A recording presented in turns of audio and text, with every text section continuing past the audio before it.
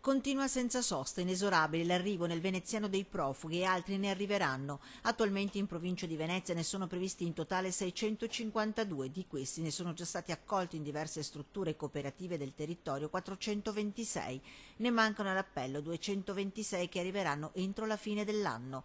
Questi i freddi numeri di questa emergenza che tocca anche la provincia veneziana. Stamane di profughi ne sono arrivati una cinquantina, mentre già tra la notte di sabato e domenica alla sede della Croce Rossa di Jesolo ne sono arrivati 11 e altri ne sono attesi fino ad una quarantina.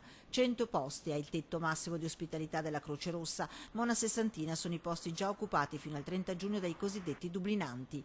Arrivi che colgono di sorpresa anche il primo cittadino di Jesolo, Valerio Zoggia, che mostra il fax arrivato stamane dalla prefettura che annuncia gli arrivi di sabato notte. Io ho avuto ad oggi la comunicazione ufficiale che di questi 11 che sono arrivati l'altra notte, di quelli che dovrebbero arrivare non ho ancora avuto nessuna comunicazione ufficiale.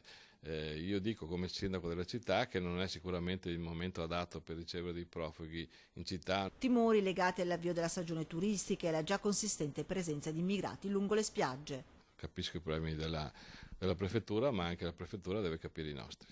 Profughi accolti dalle varie cooperative come la Coges di Forte Rossarola a Tessera, dove fino all'altro giorno erano ospitati 12 del Corno d'Africa ed oggi ne sono arrivati altri. Il centro di solidarietà Don Milani, la Coges, ha dato la disponibilità per accogliere 16 rifugiati del progetto Mare Nostrum.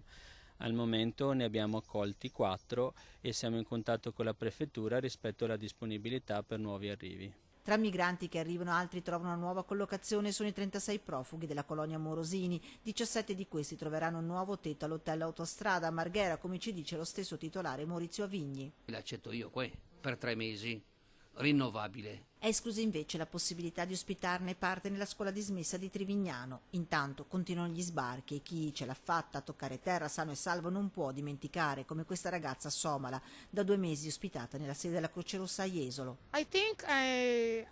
Io penso che sono fortunata in questa vita di poter vivere di nuovo, perché la mia vita era finita e prego e chiedo che nessuno venga via mare. È troppo pericoloso, è una brutta vita. La speranza è tutta riposta nel futuro, ma intanto mando un messaggio agli italiani. Thank you all Italian people, really.